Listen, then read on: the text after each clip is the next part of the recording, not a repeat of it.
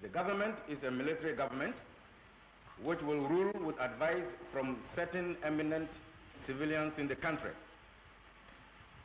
I would like to emphasize immediately that this coup was not initiated by the armed forces merely to satisfy our selfish ends.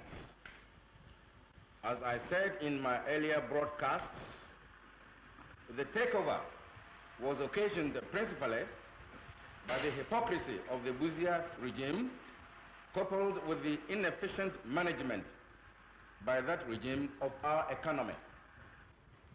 The malpractices which existed before the 1966 coup are still with us, and there was no prospect of seeing an end of them.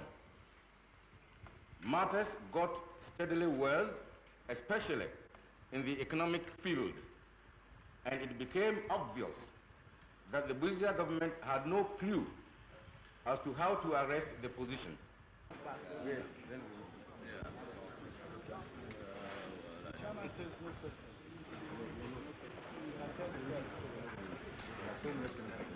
In simple terms, we are almost like a nation at war without an external enemy. The National Redemption Council has therefore decided to place the economy of Ghana on a war footing. We are soldiers. We know one way of dealing with crisis situations, and that is action. I want to assure the nation that we shall spare no effort, and no sacrifice will be too great for us in this gigantic task of winning a great economic war.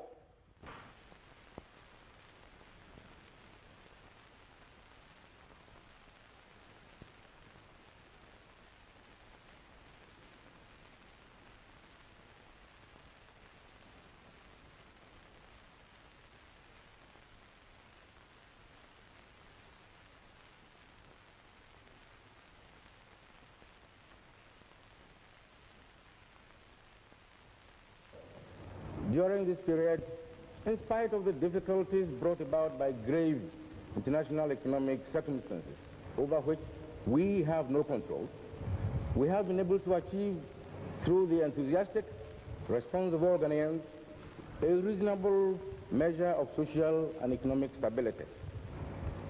We as a people are now more confident in tackling our national problems. We have also created the right climate in which positive development can take place. Accordingly, we are proposing guidelines to serve as a framework for our further economic development and growth during the ensuing 5 years. In launching these guidelines, we are calling Ghanaians to even greater sacrifices and achievements. It is the fervent hope of the government that Ghanaians will rally round now as they have in the past, and that together we shall move forward as a team to achieve a better and fuller life for all. And I'll show you a copy of the guidelines for the 5-year development plan.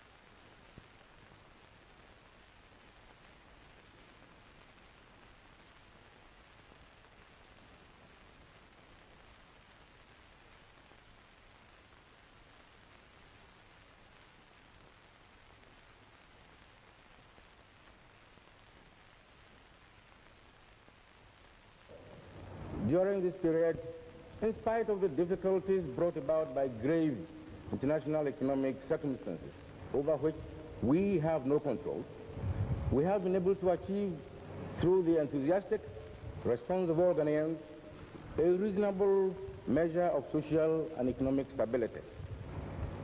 We as a people are now more confident in tackling our national problems.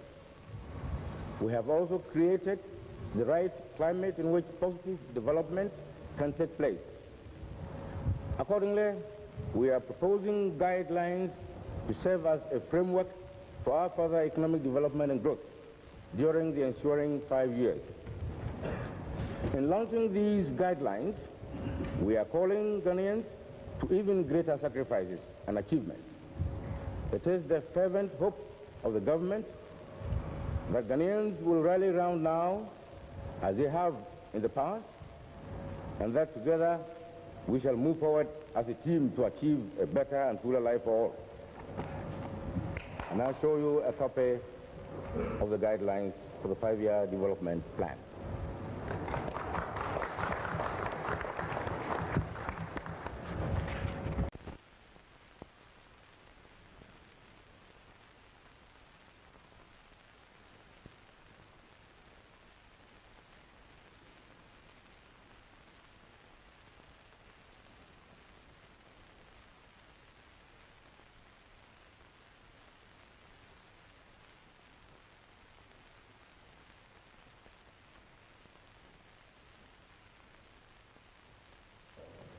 During this period, in spite of the difficulties brought about by grave international economic circumstances over which we have no control, we have been able to achieve, through the enthusiastic response of all Ghanaians, a reasonable measure of social and economic stability.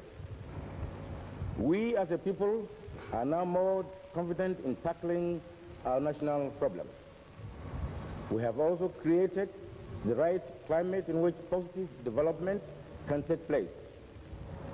Accordingly, we are proposing guidelines to serve as a framework for our further economic development and growth during the ensuing 5 years.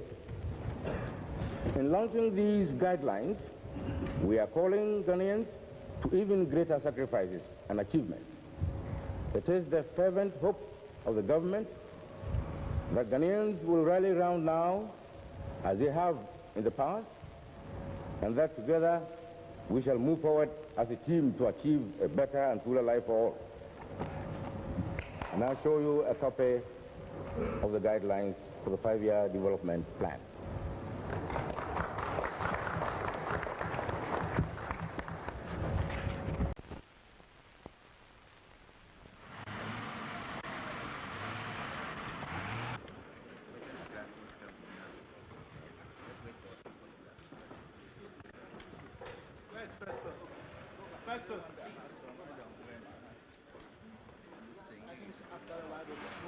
The government is a military government which will rule with advice from certain eminent civilians in the country.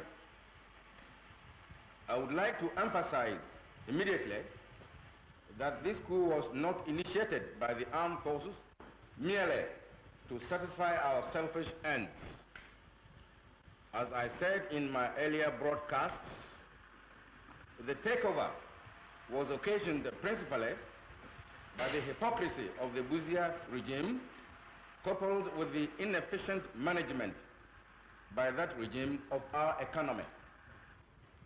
The malpractices which existed before the 1966 coup are still with us, and there was no prospect of seeing an end of them. Matters got steadily worse, especially in the economic field, and it became obvious that the Busia government had no clue as to how to arrest the position. Yes.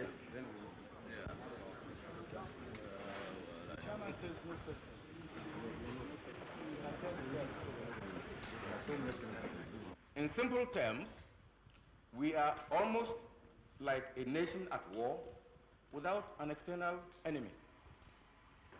The National Redemption Council has therefore decided to place the economy of Ghana on a war footing. We are soldiers. We know one way of dealing with crisis situations, and that is action.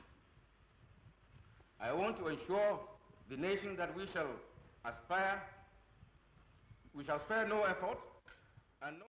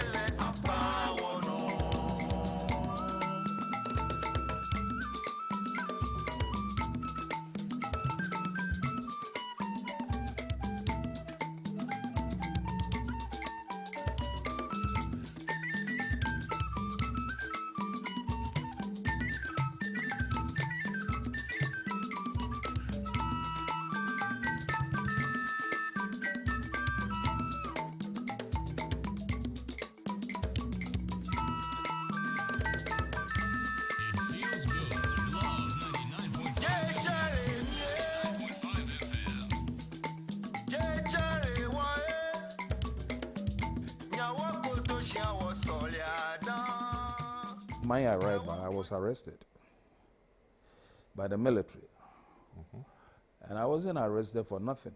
I was arrested because when I came back, I had a call from somebody I've known when I was at the age of 15, 1-5, by the name of J.A. Atokwashi. You might have heard the name. Of course, from Choco. That's right. Yeah. Now, I went to see J.A., as we call him. And when I got in there, I saw one of our senior officers, whom I've never met. I just see him in pictures and whatnot, by the name of Colonel George Minyala. Minyala. May he rest in peace. I think he's passed on. Not too long ago, right? And just when I got back home, a car drives in or drove in. And where were you living at the time? I was in at Michelle Camp. But I've come down to Accra. Okay. But you were working my at wife's IBN in...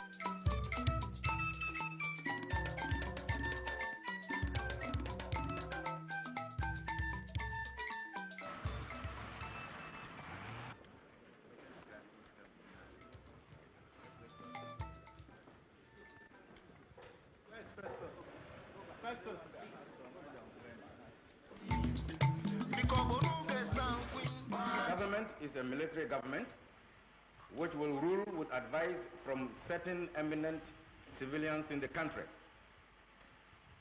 I would like to emphasize immediately that this coup was not initiated by the armed forces merely to satisfy our selfish ends.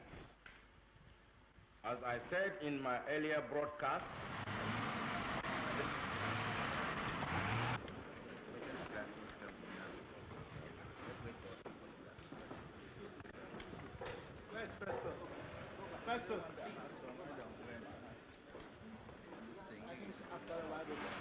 the government is a military government which will rule with advice from certain eminent civilians in the country. I would like to emphasize immediately that this coup was not initiated by the armed forces merely to satisfy our selfish ends. As I said in my earlier broadcasts, the takeover was occasioned principally by the hypocrisy of the Buzia regime, coupled with the inefficient management by that regime of our economy. The malpractice. For another edition of Decision Point on Love 99.5. My name is Nana Jantuah. Tonight is going to be very great because we are talking about somebody that we don't normally talk about in our body politics. We are used to Dr. Kwame Nkrumah. Yes, we are used to J.J. Rawlings, J. Kufuor Mills, John Dramani Mahama, Nana Akufo-Addo, Liman, and very few politicians. But when we were young, we heard of a man, a military man called Acheampong. And when you interact with the oldies, they say during Acheampong's era, many things happened. Well, the famous Faltobeji Golf is something that is quite popular, right? And so tonight we want to demystify the narration regarding this particular man because a book has been written about him. Colonel Acheampong, who overthrew Busia for incompetence. I'm sure we were young. In fact, some of us were not born. We only came to read history about Acheampong. But are you aware of the fantastic things that Acheampong did during his time as a military leader in this country? Well, we've heard a lot of myths surrounding this particular figure. Tonight, we will talk about Acheampong, Colonel, who overthrew Busia, and the reasons for doing that, and what was the unique thing about this particular man that we can learn today. Because as I listened to the reasons why he had to take that action to get off Busia from government, it was clear that the country was also experiencing the things that we are experiencing today. And we'll talk about that because it is very important we learn more, especially students of history. We need to know more about this particular man.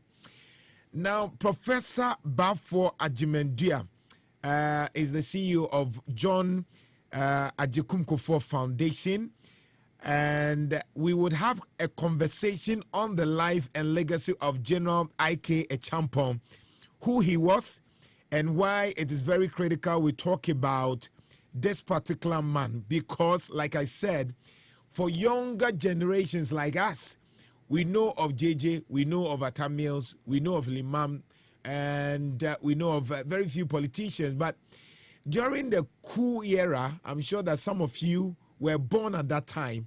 And we have a professor who had done extensive studies on him, and he is launching a book tomorrow. So we have kindly and humbly and will be engaging him tonight on this discussion. But let me talk about the person that I'll be interacting with this particular evening.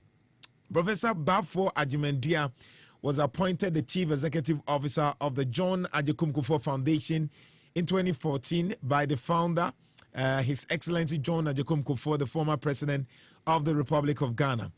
Earlier, he worked for the United Nations from 2005 to 2013, first as the Senior Governance Advisor in Tanzania, and also subsequently as Senior Special Advisor to the United Nations Mission in Liberia. He was Associate Executive Director, Ghana Center for Democratic Development, CDD Ghana, in fact, co-founder, an independent public policy think tank, which he co-founded in 1998, and he continues to serve on the Center's Board of Governors. Professor Jantuah, who is my guest tonight, studied at the University of Cape Coast and also Ohio University and the University of Denver, where he earned the PhD degree. And as a former university professor, he taught at universities in North Carolina, USA, and between 1994 and 1996 served as a Fairbrand professor at the Logan Center for International Affairs, University of Ghana. And he has published over a dozen articles in academic journals, monographs, edited and authored 4 books, including autobiography of Ghanaian Odyssey, published in 2012. But I want to start with him because I'm interested in this particular man. I was not born at that time, Acheampong. And surprisingly, I want to start, Prof, good evening. Good evening, my good friend. And thanks for having me here. Thank you. It's a privilege always. I mean, it's been wonderful, our interaction. With all the gift that God has given you, you are also very humble, just like J. Kufuor. But let me make a quick disclaimer. Yes.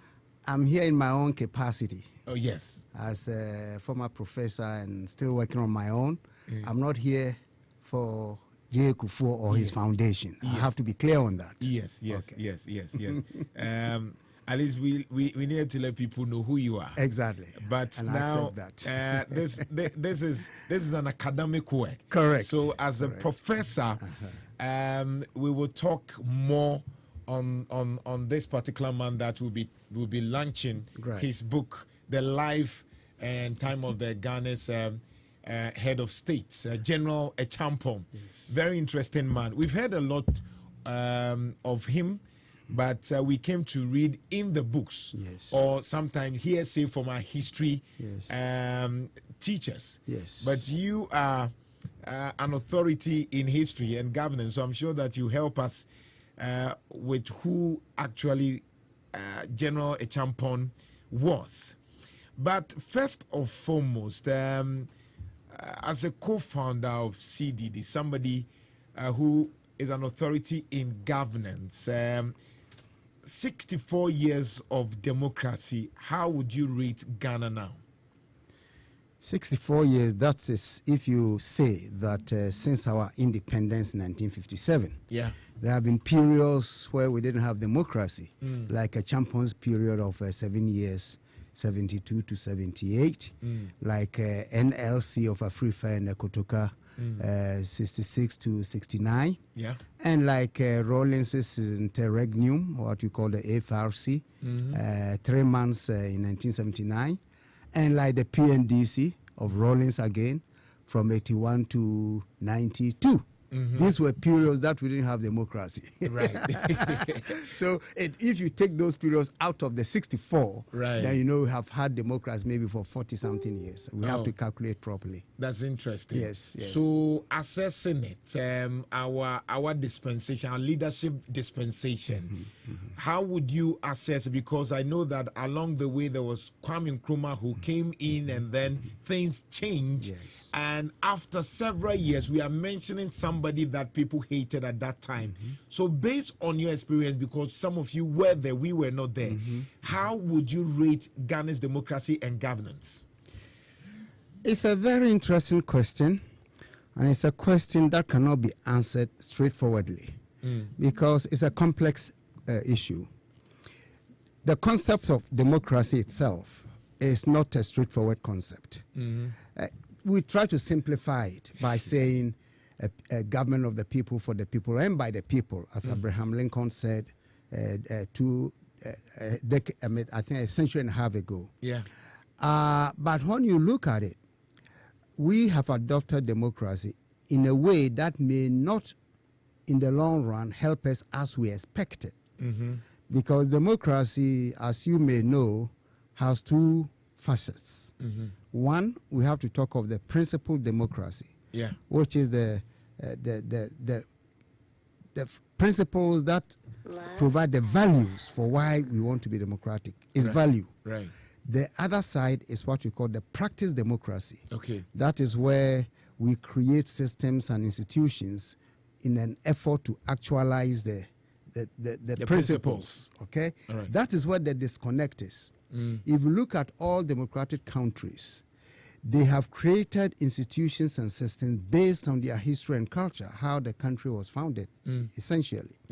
But for most African countries, including Ghana, we realized that we simply adopted the systems and structures and institutions that these old democracies have already created without due regard to our own history and culture and the way we do our things. Interesting. So one of the challenges, in my view, that we have today with our democracy is because we have, again, not reflected in our democratic practice the history, our culture, and traditions, and the circumstances surrounding our own creation of a nation. And that is a problem. But again, we're trying to pepper over that by saying, just allow participation, elections. So now we are very good at electoral democracy.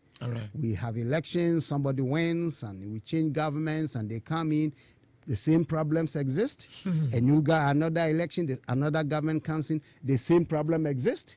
So you see, people say that you cannot do the same thing and expect different results. So if we don't really change what you do, then we are going to have the same results irrespective of which government comes in. So, Prof, why is it very difficult for us to change? Because it appears everybody talks about we need to change our attitude, we need to change our orientation. Why is it very difficult for the ordinary Ghanaian to change? What is it that the other country, the developed countries, do differently that they wouldn't mind voting for Trump today and changing hands and just to vote for Biden? What is it that they're able to do that we have not been able to do?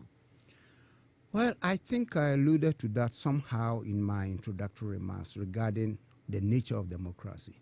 But more essentially, I think you see, those countries have succeeded in stabilizing and accepting certain basic rules of the game. Whereas we are still struggling to establish and accept, generally speaking, the basic rules of the game. We have a system we call winner takes all. I think we all talk about that, which means that in our system, if you win everything. And if you lose everything. That is to say, if you win by 50 plus 1, 51%, you take everything. And the one who got 49%, in a way, didn't exist, you see. That creates a kind of a tension that we normally experience here. So if you ask me, why are we not changing? I don't have the right answer, but I will tell you this.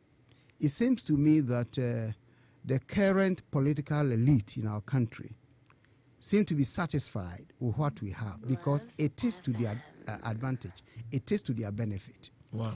Because it seems to me, NDC, NPP, their powers are almost balanced, as you can tell. Most research at CDD over the years have established that solidly 35% thereabouts belong to, of the electorate, support NDC. And about the same, maybe 36, support NPP. Okay? Plus or minus. And these people are entrenched in their support. Nothing can change them. Exactly. So that even if you put a tag on a dog with a tag NPP or NDC, wherever, if it's in their strongholds, these dogs will win. You see? And that makes it very, very competitive. Very competitive. But in that competition, the elite also enjoys, because you know what? I may be very wrong on this one, but this is my own speculations, observing our system over the years. Right. Once you win it all, right? Yeah. But even win it all, some people in the opposition still benefit because they have built these interlinkages between the two sides. Right. You remember the famous statement made by one of the NPP ministers. He was an MP for Medina. And, you remember? Abubakar something. Siddiq or something. Yeah, we remember the statement. I do. He said, look, when you guys fight, you fight for nothing. Me, my brother is NDC. When they are in power, I do what? Yeah, Boniface. Boniface. Yeah, Boniface, yeah. Exactly. You remember what he said? When NDC in power, his brother is in there, so he's protected, he's supported. His brother is Baba Kamara, right? Former National Security Advisor to Mahama. To Mahama, yeah. So in the same way, now that he's in power, his brother also benefits. For me, that was a very powerful statement he made. I don't know if people took it seriously as I did in terms of analyzing the political elitism that we have created in our system, you see. And that is what I'm referring to as these interlinkages that make the two parties happy, quote unquote, with the present system. So when you talk about changing the system, when they are in opposition, they talk about change. When they are in power, they forget about change. And that's what's happening. So it will require a very strong civil society movement to compel our political elites to accept the imperative of change in our constitutional framework. So how relevant has a civil society organization, or let's say how relevant have civil organizations like your CDD, former CDD, I don't work there anymore, fail in terms of putting government of the day in checks? Do people really understand the relevance of CSOs? You see, very interesting question. Unfortunately to me, most of the efforts of these CSOs are limited to Accra. You see, it's another downside of our democratic practice. The Constitution has centralized our politics and everything else at the center of the nation, which is Accra.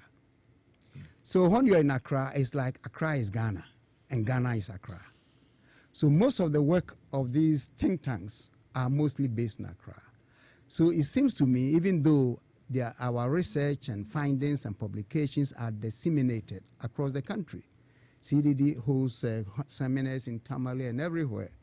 But I think because the political elite is concentrated in Accra, and the policymakers are concentrated in Accra, and I guess I should also say maybe so-called educated elite are also concentrated in Accra, everything revolves there. So whether we are making impact across the board is a question that is yet to be answered, you see. So nonetheless, I will say that I think the CSOs still are powerful. As you know, once they begin to speak, government listens, and therefore if change is to come, it must come through these voices of the people represented by the CSOs. After mentioning the CSOs, I also strongly believe that if Parliament as an institution is also willing, it can also exert a similar change. But unfortunately, we have a parliamentary system that is fused with the executive. So I don't see how they will separate themselves from the executive to support a move that will limit the powers of the executive. Interesting. This is the first time we are having a speaker who is from an opposition party. Yeah. And we are beginning to see some semblance of real countervailing power, so to speak, over the executive. Should we change the Constitution? Oh, yes. I will not even hesitate. First of all, I have to say the Constitution has been very useful. It stabilized the country over the past almost 30 years. But we have been successful mainly with electoral politics, what you may call electoral democracy. If you look at the other side of democracy, which is where people expect to benefit, which is the goods that democracy is supposed to deliver, we are not getting much. You know, we still complain we don't have enough roads, schools, water, electricity, everything, right? Yeah. Because everything is centered in Accra. And I don't understand why if a village in somewhere in Wamwase wants a 3-kilometer road, it should be the Minister of Roads in Accra who should decide and give the contract.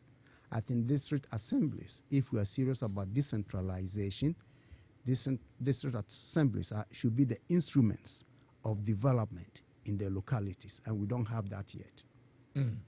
So the Constitution, but I'm not sure somebody's ready to build the cat or something. We have spoken about this for a very long time. Even how I was actively working at CDD, it was one of the things we raised. And many other, Imani has raised it, IDEC, all these think tanks in Accra, they have raised the issue. And the politicians themselves occasionally raise it, especially when they are in opposition, you see. So who should build the cat?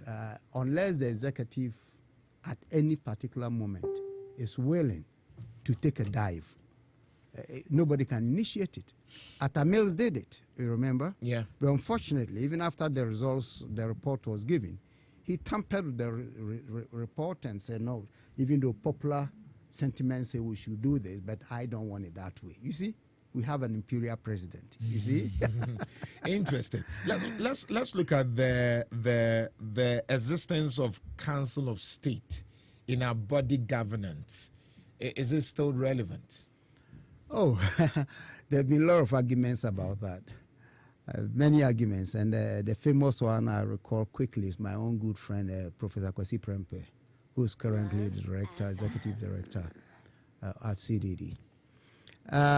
People think it's needless because if the president wants advice, he has the liberty to call any of the 30 million Ghanaians.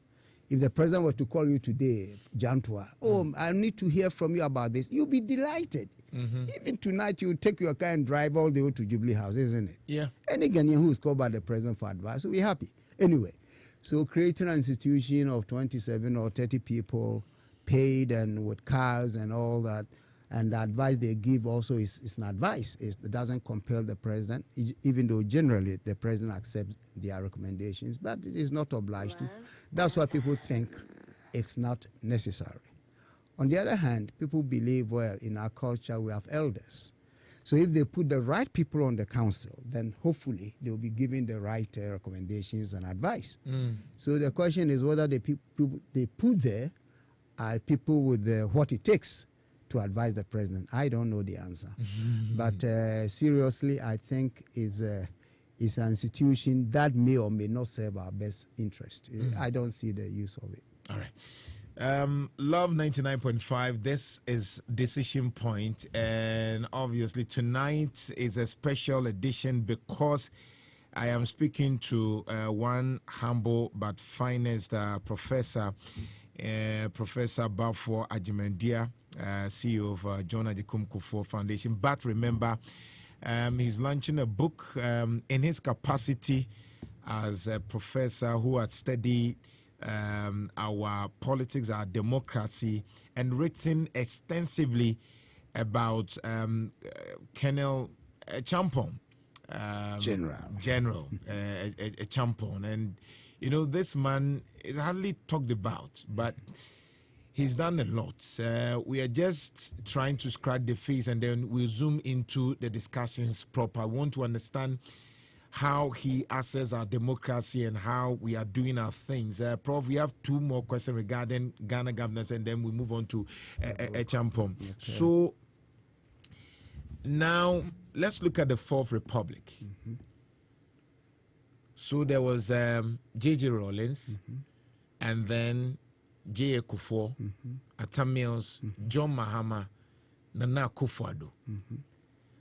What is it that we are not doing right that appears that we are virtually complaining about the very thing that we complained 20 years ago, 15 years ago?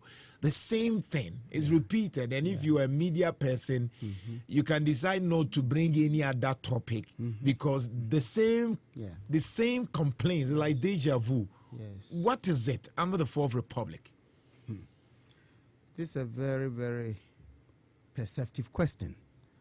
And in fact, you don't have to go back 20, 30 years ago. You can go back all the way to Nkrumah. Because the last 3-4 years of Nkrumah, people were complaining just as they are complaining today. I was alive, I was young, but I was old enough to see it. People were complaining like we were complaining now. You know, shortages of goods started at Nkrumah. Shortages of goods. Really? My mother, as a little boy, my mother used to send me to GNTC, queue up to buy a can of sardine or tomato or something. Really? Yes. And Ghanaians complained. You see, despite his brilliance in Pan-Africanism and foresight and vision and all, the last few years were really rough times, okay? Buzia came in, he didn't have enough time, and he was taken out by Acheampong, as you said earlier. Why? Because there was an austerity budget that Buzia imposed in 1970. And he had no choice because the country was almost bankrupt. Okay? When the soldiers took over from Nkrumah, the economy was bankrupt. That's the truth. All right? So we thought Kwame Nkrumah left some huge funds. Oh, my goodness. Well, then read your history properly. Well, I don't know. You are an authority. What people say, though, is that when he came in, the British has left us about 500 million pounds. That's what people say. Yeah. And, of course, he used it. People say, if you are using this. But, no, for me, that's no argument. He did what he could, and he did tremendously well in providing all kinds of amenities for the country. But the fact is that the economy, for all kinds of reasons, both external and internal, the economy had run aground. When the NLC came in, their objective was not to build the economy because they saw themselves as temporary transitional kind of government. The NLC were led by who? Started with Ankara, General Ankara, Okay. then Afrifa took over, and then it ended in 1969. Okay. Right? All right. So for them, you can't say much about them. Busia came in and seriously wanted to change the situation. But because of the poor state of the economy, he was forced to take some very strong measures, including devaluation of the cedi by 43%. That immediately, overnight, skyrocketed the prices of everything in the country. Wow. And that was one of the bases for Acheampong school. So things were hard. Hard, you see? And the Busia. Exactly. That's what it is. Acheampong came, the last... Before you get to Acheampong, what was the strength of Busia? Busia was, you see, he was seasoned. First of all, he was an intellectual. And people may say that maybe intellectuals in politics don't do right. Yeah, too but he bureaucratic. was good. Yeah, but too bureaucratic and too pensive and too whatever. But, you know, he was a very interesting person because the whole notion of decentralization, rural development, that was his real pet project. Oh, okay. In fact, he introduced the growing of the teak trees so that we can have poles instead of steel poles to do electrification and all. Busia did very well. Oh, okay. And in fact, even in the agricultural sector, he has started a program in place to hopefully revolutionize agriculture before he was overthrown. And all. So, but he didn't have much time. The guy was there for barely 25, 26 months. Oh. Yeah. 26 months. Okay. Say 2 years plus 2 or 3 months. Okay. So he didn't have much to really show his medal. So the military, led by Acheampong, did not see the need to give him ample time to manage the economy. That's what some people complained about at the time, that Busia deserved some more time. Okay. Nonetheless, unfortunately, it happened. It happened, All right? Acheampong came. His last 2 years were terrible for the people in terms of the economy and accusations of corruption and everything else that you can think of. That's why there was a palace school for General Kufu and his friends within the same government to displace him for Kufu become the head of state. Ah, okay. All right? Okay. And then Rawlins and the young officers revolted. June 4th.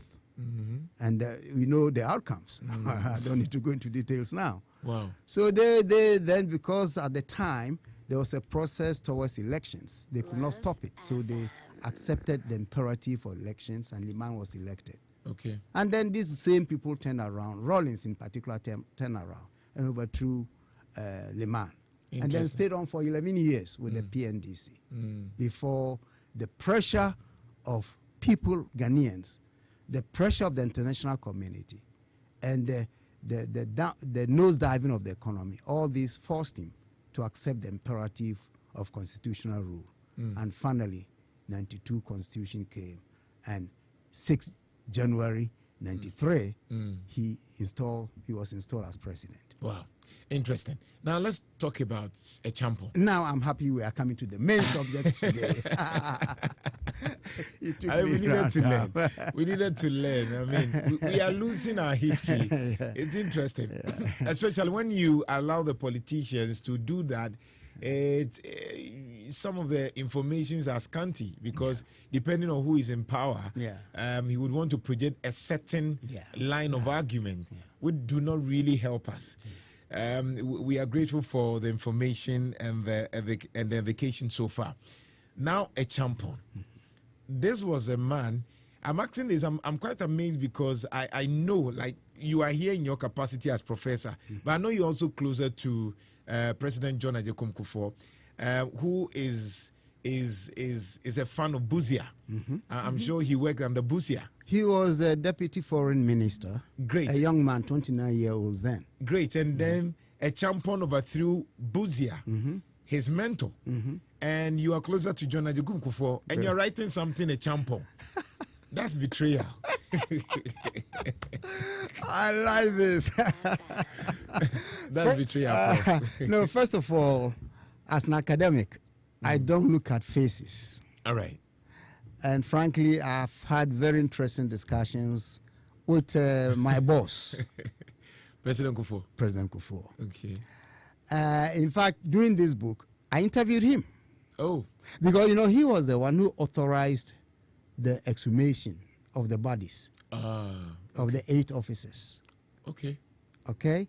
That's why the families of Acheampong and the others were able to give a decent burial to their loved ones who were, killed. All right. Kufuor authorized it. Oh, okay. So I asked him the question, why somebody who put you in jail for 15 months at Acheampong? Oh, Kufuor was in jail. Oh, you see, you don't know. You have to know your history. Prof, you have to tell us. We don't know. It's all in the book, this one. But I'll tell you briefly. I'm glad I have a copy. Yes. No, you see, when Buzia was overthrown, Yeah. of course, he was out of the country for medical purposes in England when he was overthrown. And coup d'etats, you haven't experienced any, so you don't know. When it happens, oh, you're a lucky guy. You're a lucky man. When it happens, the soldiers will run up all the politicians and others who may pose a threat to them. So the ministers and functionaries of the PP government of Buzia were all rounded up, including my boss, President Kufuor. Wow. And he was put in Acheampong for 15 months. 15 months? 1-5. Wow. That's 1 year, 3 months. Exactly. Wow. His last child, Kofi, who is now 40-something years, was born whilst he was in jail. Oh. So when the child was born, the mother, Teresa, went to the jail with the little baby to show the father, this your baby. Oh, very sad, isn't it? It is. So we talked about that, and he told me, and so I have a bit of that in this book. Oh, okay. Trying to explain to me why he understood the need to allow the exhumation of these bodies to be given decent burial. The reasons are here, I may not touch on. This man has a heart. Exactly. He has a real heart, and he's a very wise man, I can tell you. I tell you. So if you ask me, why would you write a book on Acheampong who put him in jail, I will tell you he himself is not bothered because he's a wise man. Wow. These things don't bother him. So why did you concentrate on Acheampong and not Akufu or the other people we know of? The others didn't rule for long. Even the NLC, from Ankara then to Free Fire, and that was a transitional government. They didn't undertake any serious reforms or any serious policy initiatives at all. Because right from the beginning, they said they will hand over. Okay. Then if you take Akufu, he was there for a year or so, then he was rounded up with others and killed. So he didn't do much. Rawlings was the longest ruling military dictator. Okay. From 81 to 92, end of 92. Okay? But he became president, elected president, democratically elected. So I guess he changed course in that respect.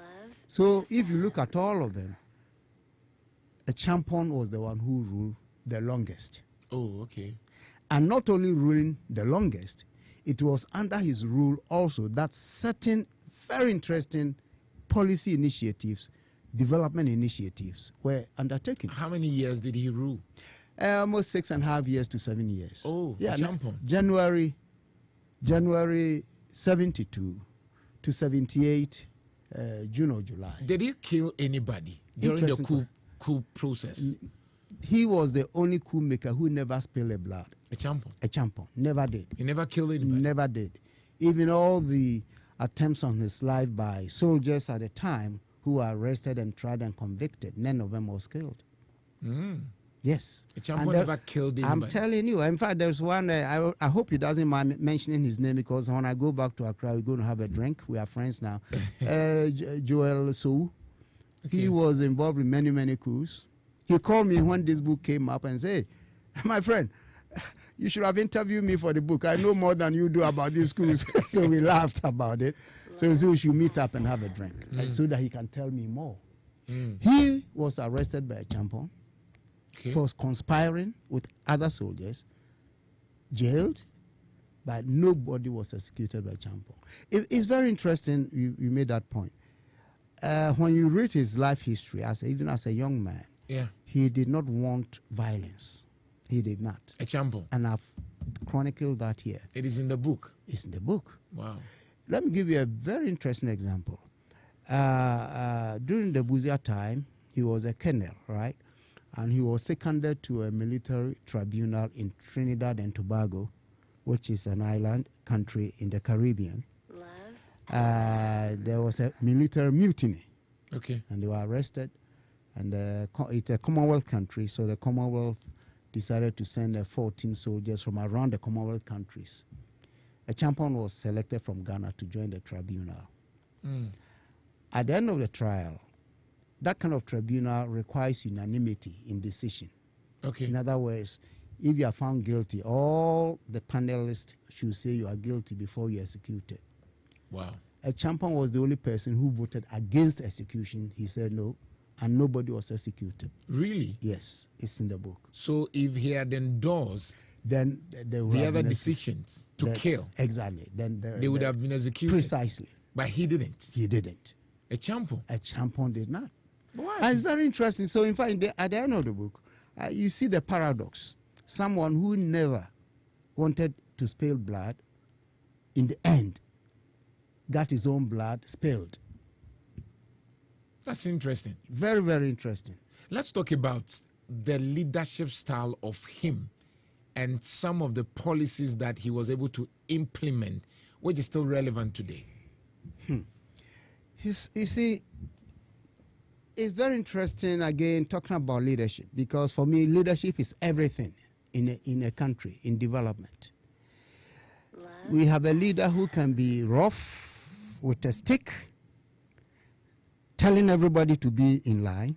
That's a style of leadership. Then there's a style where you don't take a stick, but the sheer force of your presence or your vision, wherever, will move people into action. Right. If you look at all the policy initiatives of Acheampong, he never forced it. He simply inspired the people into action. Let me give you an example. I am interested. The popular one everybody will say is Operation Feed Yourself. So Acheampong brought it.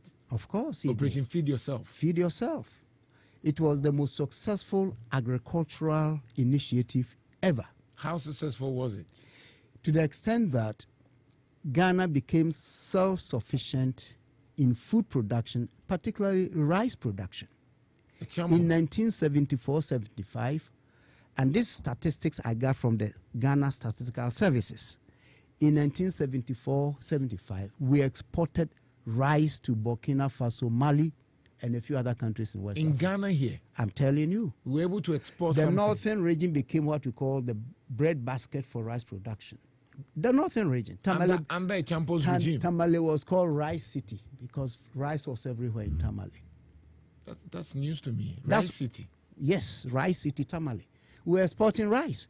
We're exporting tomato to Burkina. Today we sit here and import tomatoes from Burkina. A military man, I'm telling you, was able to manage the economy in such a way we're exporting something. We exported rice. I'm not telling a tale. This is documented. Under a military regime. I'm telling you.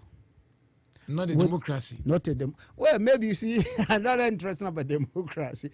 In democracy, everybody talks whether you have knowledge or not. You talk. You know, we have given the tree name Kabi Mamin Kabi. That's how we have reduced democracy to just talk some, I talk some.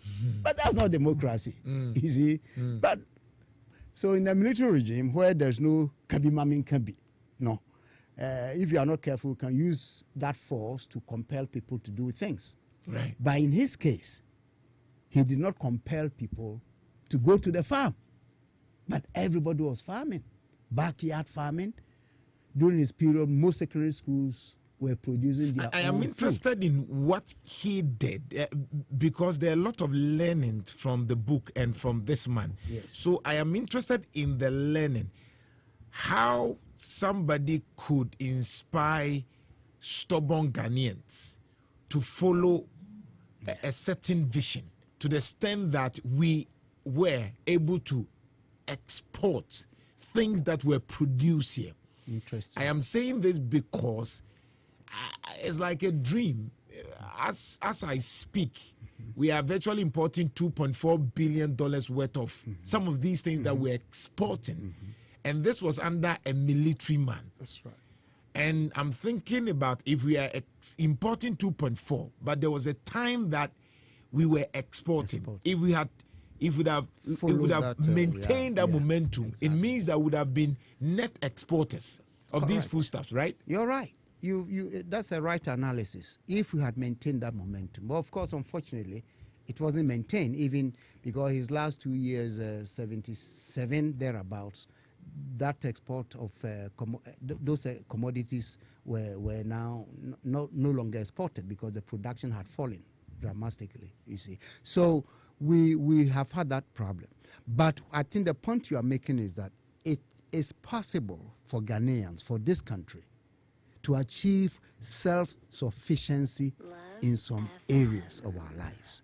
In fact, when this current policy of planting for food and jobs was introduced, personally, I was delighted. It reminded me of Operation Feed Yourself. They didn't use that term, but planting for food, a very powerful kind of mantra. Yeah. That if it is worked out so well and supported with the inputs that are required, I'm very sure we could come to a similar level, if not the same level. But this is 6 years. How long did it take for us to start exporting?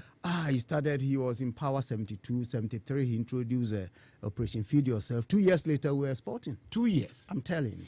And 5 years under this regime. I'm asking this because I just want to do the comparative analysis. Somebody took 2 years for us to become food sufficient to the extent that we're exporting. Now 5 years, planting for food and job, which I also endorse. I'm thinking about what should be the difficulty that as of now we're still importing tomatoes, we're still importing rice, we're still importing all these things that maybe if we were very strategic in the policy, we should rather be exporting things. I'm thinking aloud. Yes, and you're right to think aloud on this one. You see, if you look at Acheampong and the success story of Operation Feed Yourself, as well as other operations that he introduced, I think it requires a certain discipline to implement policies in order to achieve success. So the question you should be asking is, in the present case, whether the same discipline exists. And when I talk of discipline, I mean a lot, right? That is to say, you make the policy, make sure it's the right policy. And assuming the planting for food and jobs is a right policy, which I believe it is, then you look at the strategy or the strategies for implementation. You have the strategies, right? Yeah. How do you implement them? That's why the discipline becomes so important. Right. The officials, the technical people, the inputs, the financial backbone, all these things have to be put together in such a way that the impact of these inputs will really inure to the benefit of the farmer in the field, on the ground. So if you want to do a real analysis of planting for food and jobs, examine the policies, examine whether or not they've been implemented effectively, and if there were bottlenecks, how were they dealt with? Because it seems to me we are losing momentum on that front. Wow. You see? So, but in the case of Acheampong, maybe the military discipline that they have helped them. Discipline? Yeah, discipline. Without having the stick over people's heads, people themselves accepted. You know, people in the north at the time were the farmers. They were not soldiers farming. They were ordinary people who saw the need and the benefit of investing in rice production. And the system was that once the rice was harvested, there was a way to get them ready, get them mailed and backed. 2 years ago, we have stories here that the planting for food and jobs has succeeded in improving or increasing rice production. Yet, when the rice was cultivated, bags and bags were stuck because there was no transportation, there were mailing problems, so Nigerians started going through the north to buy them to take to Nigeria. You heard that story? Yeah, I did. It tells you that despite the goodness of the policy, the implementation wasn't properly designed. It is 8 o'clock. This is Decision Point on Love 99.5. My name is Nana Jantuah. Tonight, my guest is Professor Kwadwo Jantuah, CEO John Acheampong Foundation.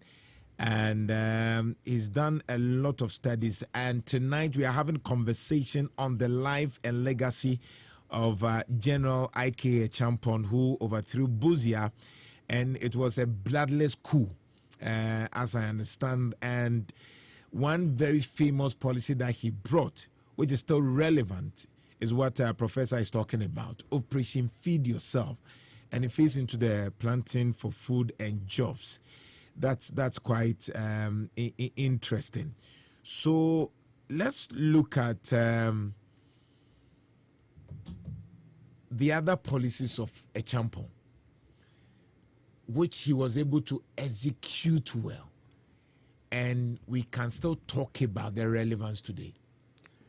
You know, there are many of them actually. But let me start with even development in our country. Okay. You know, he created what we call regional development corporations. I don't know if you heard of BADEC, Brong-Ahafo Regional Development Corporation, SEREDEC, Central Regional Development Corporation, on and on and on. Like today we have the Coastal Development Authority and the three Middle zones, Middle Belt, and Acheampong did regionals. That time I think we had 9 regions. Okay. And through that creation, every region initiated their own development programs. So in Brong-Ahafo, for instance, there was a tile factory, bakery, transportation. Brong-Ahafo. Ashanti region too. I saw buses, Ashanti Regional Development Corporation buses running to generate income for the region. Central region, they did plantation, palm oil plantation. Acheampong. All over the regions. And this was done also with what you call low housing schemes in all the regional capitals. I'm interested in that because I hear of the Ansuman Estate, I hear of the Teshinungua, one yes. Yeah, here near the airport, Bokrom. Brokrom, okay. Yes, he started a state. All the Snate estates, the old one at towards the tunnel. IPT. Yes, that's Acheampong's project. Really? And it was done in all the regions of the country. Snate housing estates. You see, people forget things. Either Ghanaian, we don't care for things, or we don't want to remember things. These were Acheampong's initiatives. I mean, the way you are narrating Acheampong tonight, I feel the presence of Acheampong. I feel a particular leader that had been underrated, but who had done a lot, because I could see how in the midst of challenges, economic challenges, he was able to do this within the shortest possible time. Exactly. And yet we've had many leaders afterwards who have had many years. And we're still complaining, because I'm thinking about the resources availability at that time. Where was he getting those monies from? You know, under Acheampong, the country experienced the least loans from abroad. Really? The least loans. Because at the time also, the national debt was $300 million, equivalent of 300 million cedis at the time. Oh. That's the national debt. And even then, there was a policy, very interesting policy he called Jantuah policy. Which, he examined all the debts and realized that some of them were tainted with corruption. Okay. That is the contract between the government and these foreign contractors. So we were fraudulent. And he resisted, $90 million were written off. Really? This is history. You know what? I spoke to Nana Dr. SKB Asante, the Omahine of Asokore Mampong. Yeah. No, Asokore Omahine. Yeah. You know, he was, in busiest time, he was a Solicitor General. Okay. And when Acheampong came in, he was kept at the Attorney General's department. Right. To help in negotiating the debts of the nation at the time. Yenchia. He's there. He's in Accra. You can talk to him. And I have cited him here. You see, so these are not fiction. He was the only government ever to tell the Western world, this loan you gave us is riddled with corruption, we won't pay it. But then you received it. Oh, yeah. They did not, they were afraid to punish him because they felt like if they did, it would have a ripple effect on other developing countries that take loans from the World Bank. You see. So there are so many things he did. By the way, people ask why Acheampong and all. Why do you write on Acheampong? Clearly, we are not talking about his coup. You see, and I'm glad we are not talking about it, because we are not here to glorify coup d'etats. Never. I would never endorse coup d'etat. And I'm not even interested in the fact that he was a soldier. I'm just interested in the fact that this man, a soldier, by the way, the leadership he provided, that provides some guidance for the future. And the fact that despite this, he's been written out of Ghana's history. Nobody wants to touch him. Nobody wants to mention him. That is what motivated the writing of this book. Despite his contributions. Despite the contributions and the vision. Do you know that the national anthem we play today, in 56, Philip Beho wrote the original national anthem. I don't know if you're young enough to see to sing it. It started with the first line, lift high the flag of Ghana. Lift high the flag of Ghana. That was Beho's anthem. Okay, that was the initial. The first. Okay, the one Nkrumah got for independence. So the one that Nkrumah plays is not the God bless our No. homeland. Lift high the flag of Ghana. Acheampong is the one who introduced God bless our homeland Ghana. Really? To make it more patriotic. He's the one who introduced the national pledge. I promise on my honor to be faithful. Acheampong did that. Exactly. It's all in the book. And so every day there's an Acheampong in our lives, but we don't recognize it. That's bad. So he rearranged. He commissioned. He said, "Look, let's find a more patriotic lyrics for the national anthem." And the guy who won, I have his name. It's still contested, but nobody has disproved him. The name is I don't know if I can quickly refer to it, but he's there. He came from Germany about 9 years ago or 10 years ago to claim that he wrote that when he was a student and won the prize. So God bless our homeland. Exactly, and the pledge. So in fact, he was asking for compensation, which is fair. But the fact is that it was Acheampong who asked all Ghanaians to write, and his was selected, and Acheampong adopted that for the country. Wow. This is news. It's a history that we kind of, you see, and that's why today I was somewhere and somebody said, why do you bring this up? Why this time? Why Acheampong? But you see, you cannot just dismiss history like that. Yeah. And that's why today we still argue over who founded Ghana, whether one person founded Ghana or 25 people or 6 people. Yeah. You see, I get it. If it'd been well written and documented, there would be no confusion. And I think current generation and future generations ought to know the truth about our progress as a nation. You know, when a nation is developing, you don't have it smooth all the way. You fall and rise up, just like in personal life. So there were downsides in our development. Not all the leaders did good. And I'm not sitting here to say that Acheampong did everything right. No, there are some bad things that you can also find in the book. His economic management in the last 2 years were not the best. That's why people revolted or people protested and led to cascaded into his overthrow.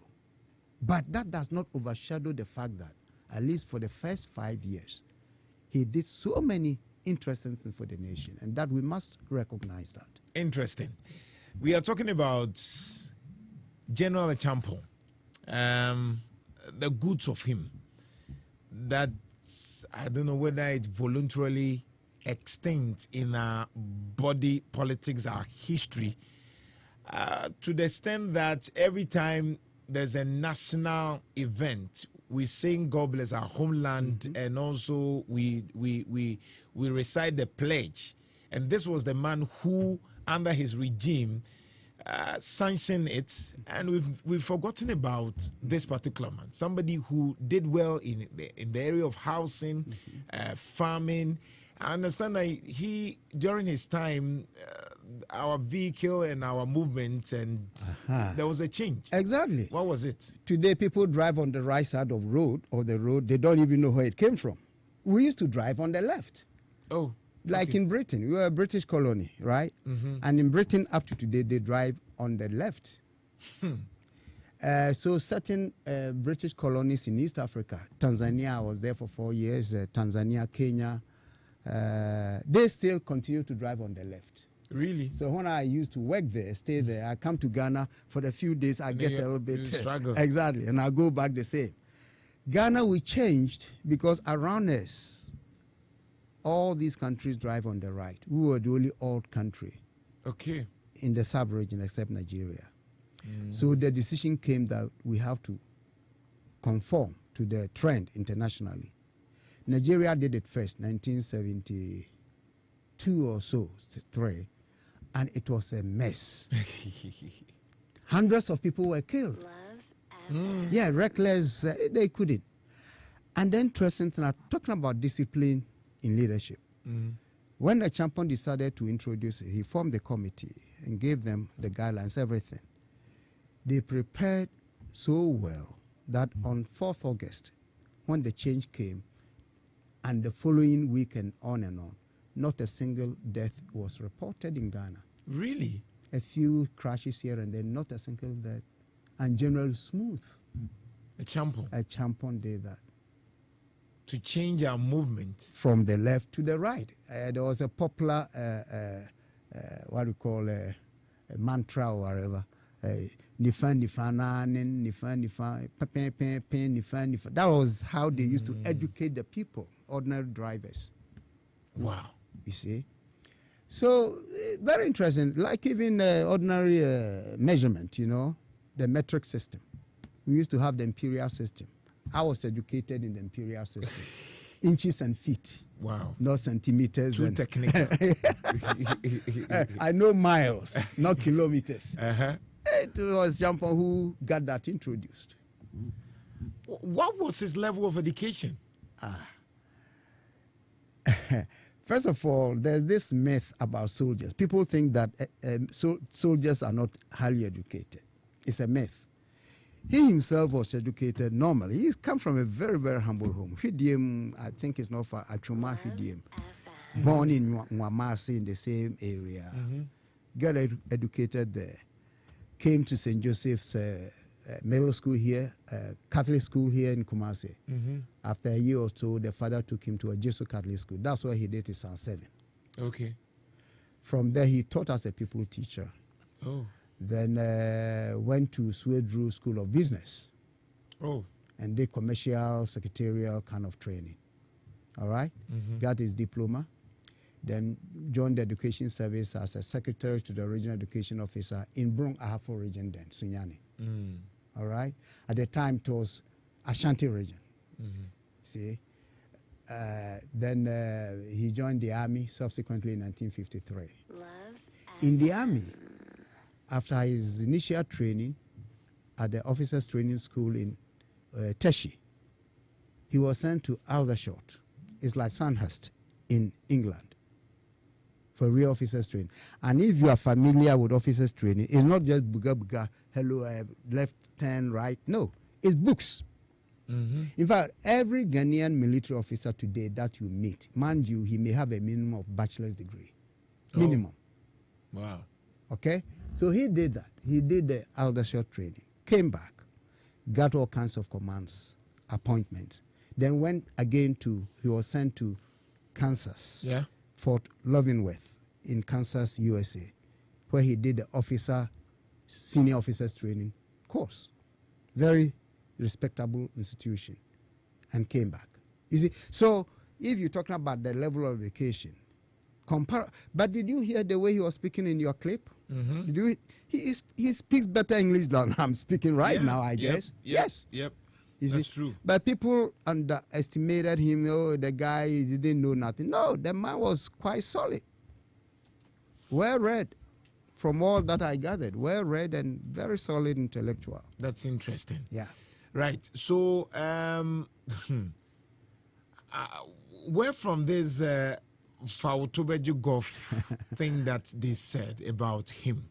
Yeah. Because that is what is more pronounced. That's correct. When the name of Acheampong comes into mind. That's right. That Acheampong there.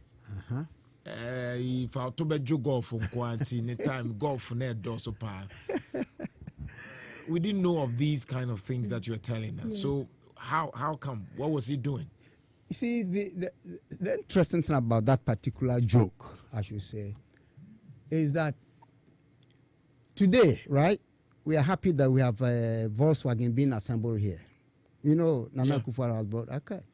What people don't know is that on the Acheampong's time, we're assembling Golf Volkswagens.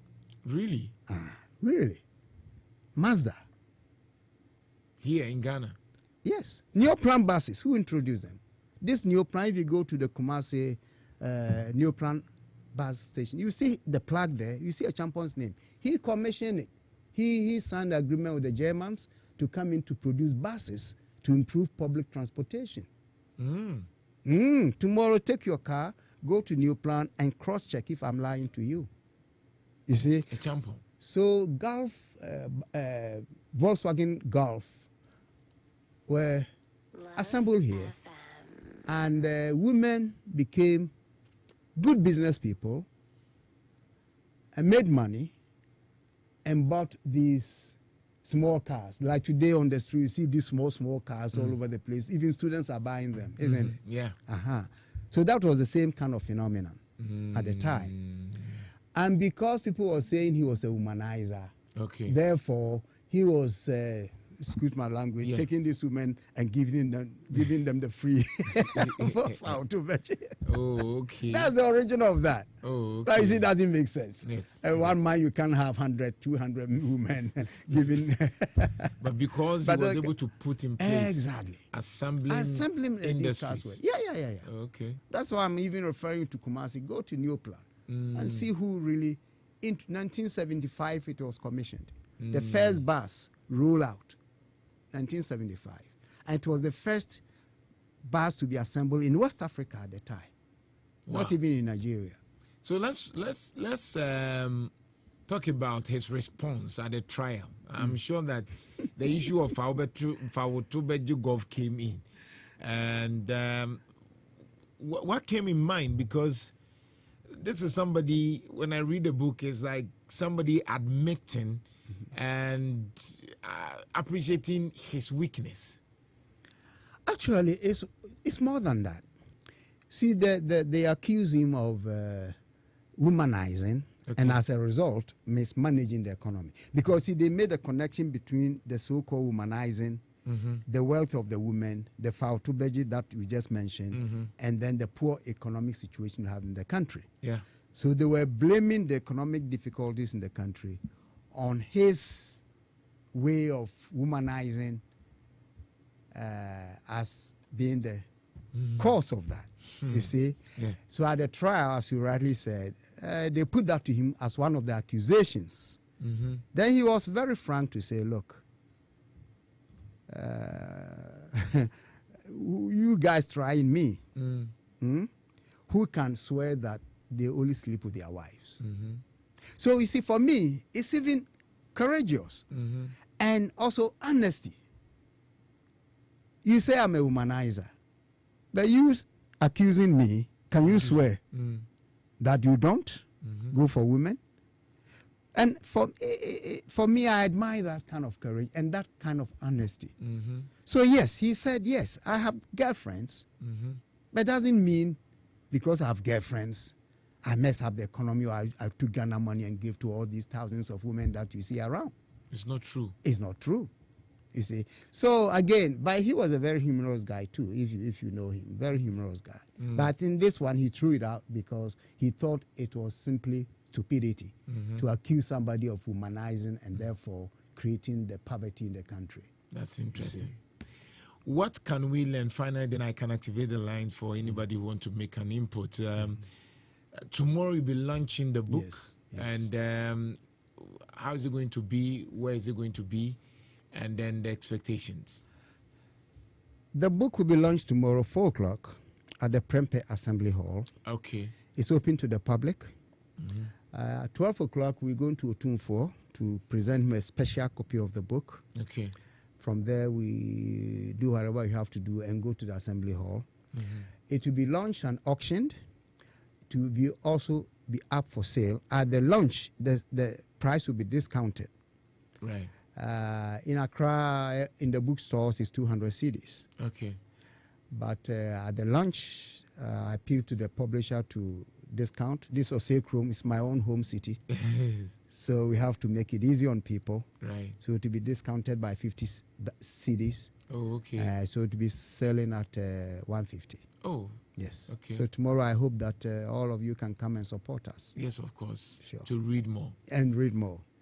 And there are so many interesting things that we are keeping for those who buy and read. Tonight you've made me feel the presence of General Acheampong. Please, the lines are active. We are talking about a man that is less written about. General Acheampong, the life in terms of housing, leadership, the things that he did. Professor Kwadwo Jantuah is the author of that book, which will be launched tomorrow. So the lines are active. Let's talk about it. Let's see if we are doing enough or we are still in the era where people disagreed with the current regime and, of course, the things. 03220 835 96 03220 835 97 03220 835 98. Okay. Hello, good evening. Good evening. How are you doing? I'm fine, and you? I'm doing well. This is Nanakoku. All right, Nanakoku, you're on air. In fact, he was a genius leader. You know, during his days, he was the one that catch some sort of revolutionary song that will carry the nation along. And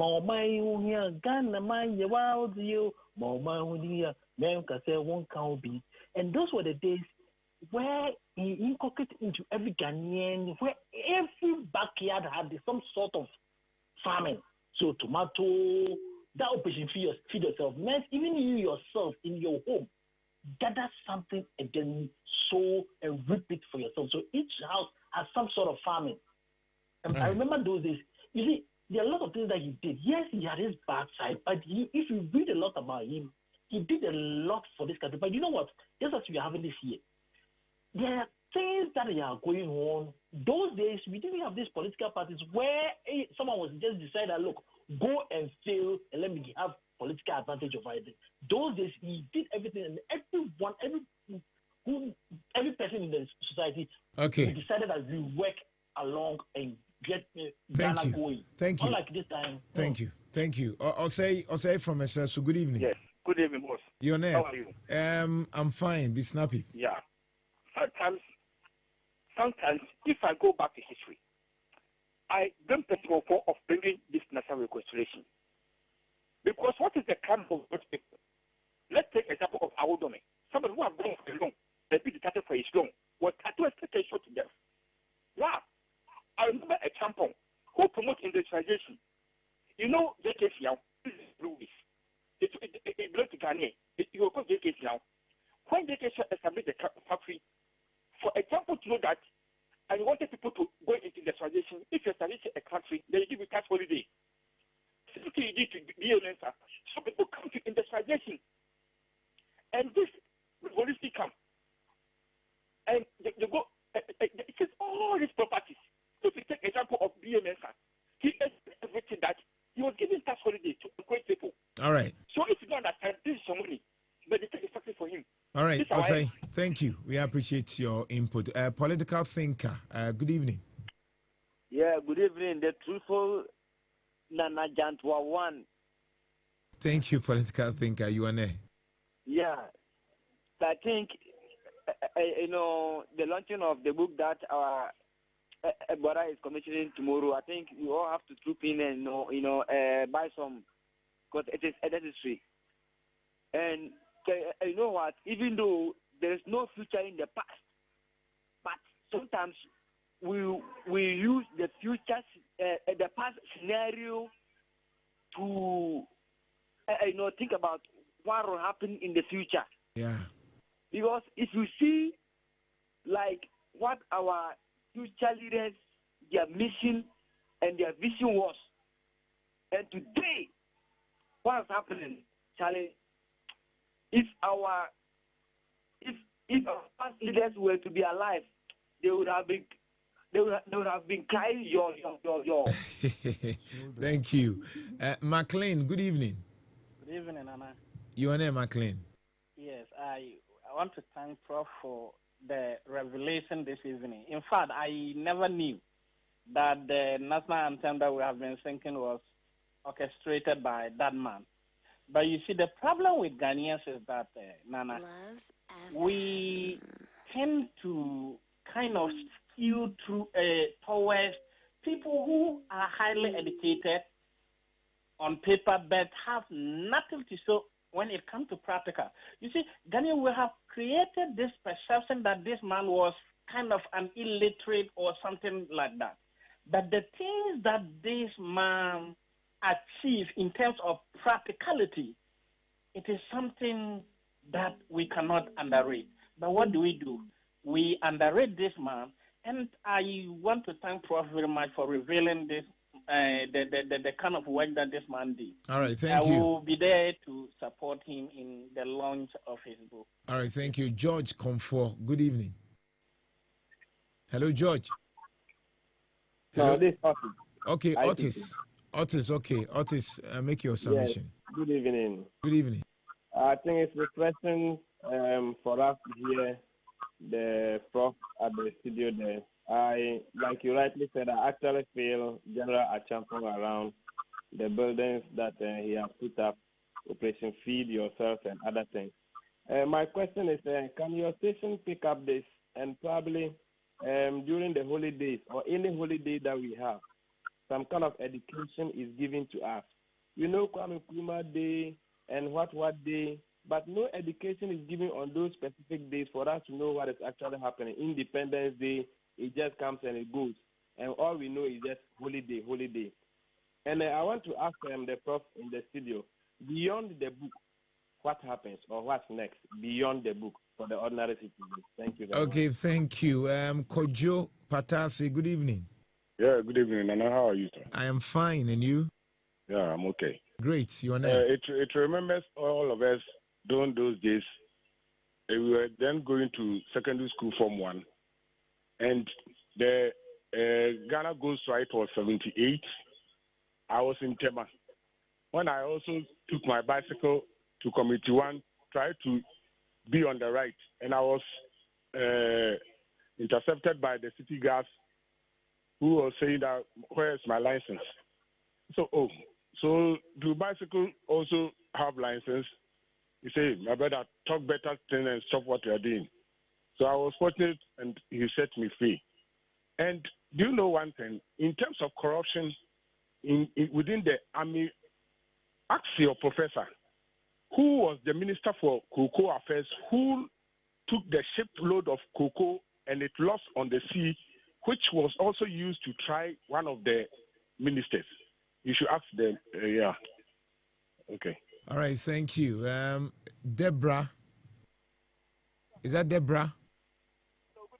Hello, Deborah, your name. Make your point. Decision point. Deborah, please, I can hardly hear you. Can you bring the phone closer to your mouth? All right. Is it coming now? It's still faint. All right, Francis. Hello, good evening. Good evening, Francis. You on air? Jantuah, this is George Comfort from Amagao. All right, George, you on air? Okay. Yeah. You see, nobody is saying that General Acheampong didn't do anything. He have done well. And the same thing, Kwame Nkrumah also done well.